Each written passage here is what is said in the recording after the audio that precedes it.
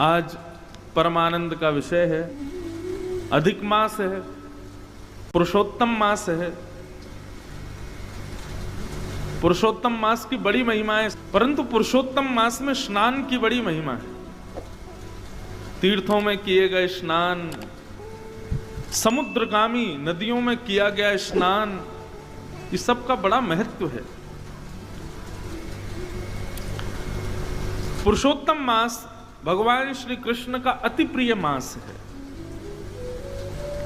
श्रीमन नारायण ही मानो पुरुषोत्तम मास में वायु, सूर्य का प्रकाश, रात्रि की चंद्रमा, सब कुछ जो कुछ भी है, जिससे भी हम जीवित हैं, ये पंचभूत भी, पृथ्वी, जल, तेज, वायु, आकाश, सब कुछ नारायण में हो जाता है। अभी जो आप श्वास भी ले रहे हैं ना, उसमें भी श्रीमन नारायण ही आपके भीतर प्रवेश कर रहे हैं। इतना पवित्रतम ये मास है, अति प्रिय। साल भर में जितने भी श्रेष्ठ दिन होते हैं, चाहे जन्माष्टमी हो, चाहे राधाष्टमी हो, चाहे रामनवमी हो, हनुमान जयंती हो, नवरात्रि के दिन हो, कार्तिक मास हो, जितने भी साल भर के श्रेष्ठ दिनों में पुण्य प्राप्त होते हैं, वो सारे पुण्य पुरुषोत्तम मास के प्रति क्षण में प्राप्त होते हैं, हर सेकंड में। ऐसा है पुरुषोत्तम मास। हमसे भूल चूक में, जाने अनजाने में जो भी अपराध हमसे बन जाते हैं, पुरुषोत्तम मास के हर क्षण में भगवत दर्शन, भागवत दर्शन, तीर्थों का दर्शन, संत वैष्णवों का दर्शन उन समस्त पापों को नष्ट कर देता है। बहुत ध्यानपूर्वक सुनिएगा और सब लोग एक निष्ठ होकर के बैठिए, बिल्कुल एक एक शब्द सुनिए। जो भी अपराध हमसे बन जाते हैं, चाहे जाने में चाहे अनजाने में, ठाकुर जी हमको 4 वर्ष में एक बार पुरुषोत्तम मास में अवसर देते हैं कि उस भूल को ठीक कर लो। आपसे जो भी अपराध हुआ उससे निवृत्त होने का प्रयास कर लीजिए, मैं आपको अवसर दे रहा हूं। तो ये अवसर है, इसको गवाइएगा मत।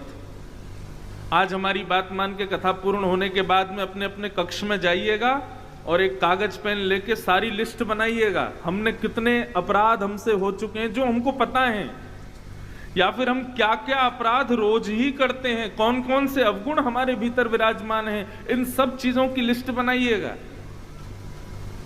और सबको एक बार अवलोकन करके 7 दिन तक नित्य उनका दर्शन कीजिएगा। ये मेरे अपराध हैं, ये हमारे अवगुण हैं, हे गंगा मैया कृपा करो, हे भागवत जी आप कृपा करो, हे पर्वतराज हिमालय, हे बद्री केदारनाथ भगवान आप कृपा करके हमको परम पवित्र करो। हम संकल्प लेते हैं आज के बाद ऐसा नहीं करेंगे। और 7 दिन बाद अपने अवगुणों की वो पर्ची, उस पर पुष्प आदि लग करके, तिलक आदि लगा करके बढ़िया उसको गंगा जी में प्रवाहित कर देना। लेकिन संकल्प के साथ गंगा मैया को वचन देना कि आज के बाद नहीं करेंगे, आप इस बार हमको पवित्र कर दो। बस आप अपनी पर्ची उसको प्रवाहित कर देना, गंगा मैया आपको परम पवित्र कर देंगे। ये पुरुषोत्तम मास आपको नारायणमय बना देगा। इसलिए इस अवसर को चूकिएगा नहीं, जितना हो सके इस अवसर का लाभ लीजिए। इन 7 दिनों तक नियम बनाइए। वैसे तो कहते हैं कि पुरुषोत्तम मास के, कई लोग पूछते महाराज जी नियम क्या है? एकादशी का जो नियम होता है ना, वो पूरे मास भर का नियम है। ये सबसे श्रेष्ठ नियम है। और यदि आप पूछें और कोई नियम बताइए, तो देखिए पुरुषोत्तम मास में सबसे श्रेष्ठ नियम है भागवत दर्शन। भागवत दर्शन का मतलब क्या होता है? भागवत का मतलब केवल पोथी नहीं, भागवत का मतलब भगवान के जो हैं उनका दर्शन। साल भर भगवान के दर्शन का महत्व है, लेकिन पुरुषोत्तम मास में भगवान के संत, भगवान के वैष्णवजन, भगवान के विप्रजन, संत वृंद आदि, इन सबके दर्शन का महत्व है। इसलिए भैया चूकिएगा मत। ब्राह्मणों को प्रणाम करो, संत जनों को प्रणाम करो, जो भी वैष्णव तिलक में दिखाई दे उसको प्रणाम करो। वैष्णव दर्शन का फल है। हमारे गुरुदेव एक छोटी सी कथा सुना रहे थे पुरुषोत्तम मास की, कि नारायण भगवान से नारद जी ने जाकर के पूछा, महाराज इस पुरुषोत्तम मास के भाव का फल क्या है और इस पुरुषोत्तम मास में विशेषता क्या है?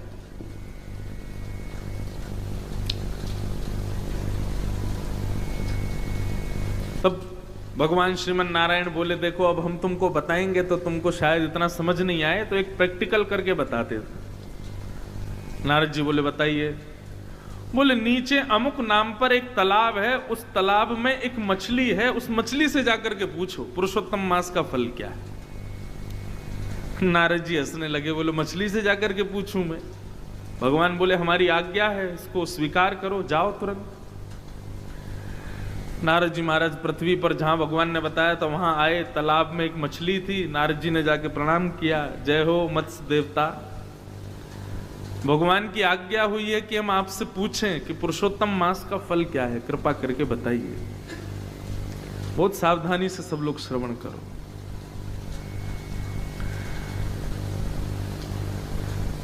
मछली बोली, जय हो नारद जी, आपके दर्शन हो गए, हम तो कृतार्थ हो गए।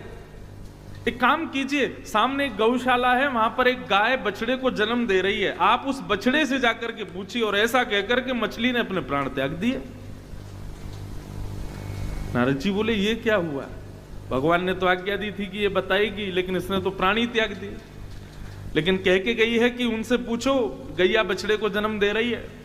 नारद जी गए गौशाला में, जाके गैया को प्रणाम किया।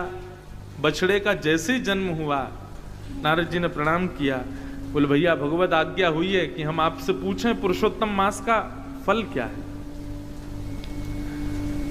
बछड़ा भी प्रसन्न हो गया, जय हो, मेरे कितने सौभाग्य कि जन्म लेते ही नारद जी के दर्शन हो रहे हैं। हे नारद जी, वो सामने वृक्ष है ना, उस वृक्ष पर एक सुख तोता, उसके बालक का जन्म हुआ है, आप जाकर के उस बालक से पूछिए। और ऐसा कहकर के उस वत्स ने भी प्राण त्याग दिए। नारद जी बोले, ये हो क्या रहा है भैया? मैं जिससे पूछ रहा हूं वो प्राण त्याग देता है। नारद जी उस वृक्ष पर तोते के वत्स से बोले, भैया आपका अभी जन्म हुआ। वो तोता प्रसन्न हो गया नारद जी को देख करके, बोले जय हो, आपके दर्शन हो गए नारद जी। नारद जी बोले, भैया पुरुषोत्तम मास के फल क्या है, पुरुषोत्तम मास की योग्यता क्या है, जरा बताइए। सुख पक्षी के उस छोटे से बालक ने कहा, जय हो नारद जी, आपके दर्शन हुए, मैं कृतार्थ हो गया। अभी अभी ना इस नगर के राजा के पुत्र ने जन्म लिया है, आप जाकर के राजा के यहां उस पुत्र से पूछिए। और ऐसा कहकर के वो सुख पक्षी का बालक भी मर गया। नारद जी तो घबरा गए, बोले मैं जिससे पूछता हूं वो प्राण त्याग देता। मछली के बालक ने त्याग दिया, गैया के बालक ने त्याग दिया, अब इस सुख के बालक ने भी। कहीं ऐसा नहीं हो मैं राजा से पूछने जाऊं उसका बालक भी प्राण त्याग दे। मैं जहां जा रहा हूं भैया, कहीं यही तो पुरुषोत्तम मास का फल नहीं है। नारद जी बड़े घबरा गए, लेकिन क्या करें, जानना तो है, भगवान की आज्ञा है। तो नारद जी पहुंचे और पहुंच करके राजा ने तो आनंद हो गया, अरे वाह वाह वाह, जय हो, मेरे घर बालक हुआ, संत नारद पधारे हैं, भगवत शिरोमणि पधारे हैं, दंडवत प्रणाम किया। बोले महाराज भगवान की आज्ञा हुई है, पुरुषोत्तम मास का फल जान करके आओ, महिमा पूछ करके आओ। जो भी बता रहे हैं सब प्राण त्याग रहे हैं, अंततो गत्वा आपके पुत्र से पूछने के लिए कहा है। नन्ना सा राजा का पुत्र जैसे ही नारद जी की गोद में दिया तो भगवत आज्ञा से वो नन्ना सा बालक ही बोलने लगा। बोले जय हो नारद जी, आपको प्रणाम। बोले भैया प्राण मत त्यागना, पहले ये बताओ पुरुषोत्तम मास का फल क्या है।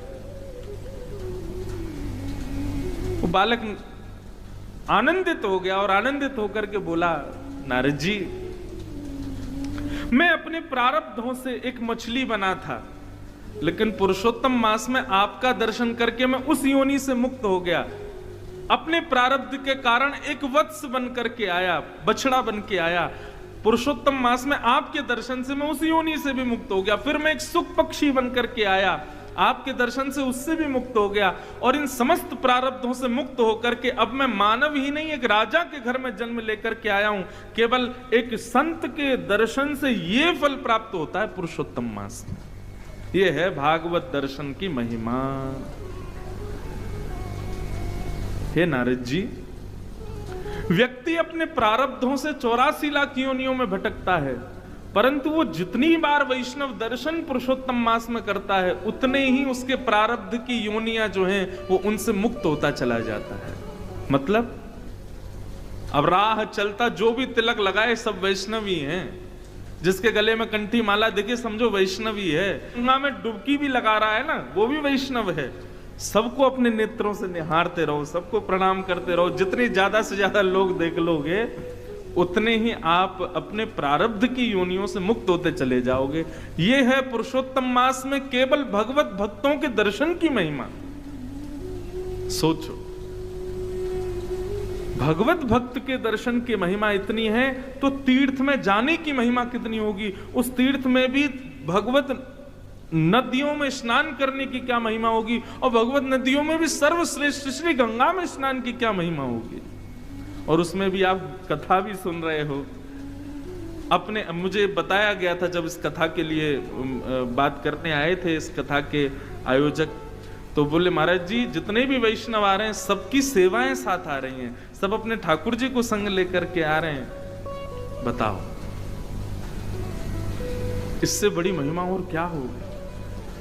गंगा स्नान, भागवत की कथा श्रवण, तीर्थ दर्शन, वैष्णव दर्शन, भक्त दर्शन, भगवत सेवा, और आप जो प्रसाद भी पाओगे, भोजन भी करोगे, वो सामान्य अन्य आहार नहीं है, वो भी प्रसाद है।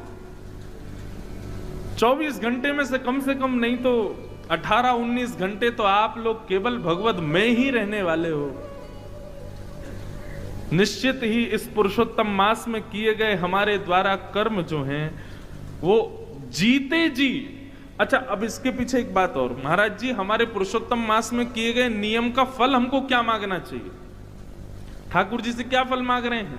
वैसे तो हम वृंदावन वाले हैं, वृंदावन वाले कछु फल ना मांगे ठाकुर जी से, वृंदावन वाले फल ना मांगे, वृंदावन वाले ठाकुर जी को मांगे। हे नाथ, हमारे सब कर्मों का फल ये मिल जाए कि श्याम सुंदर हमको प्राप्त हो जाए, ठाकुर जी हमको प्राप्त हो जाए। तो इस पुरुषोत्तम मास में आप जो भी कुछ करके जाएं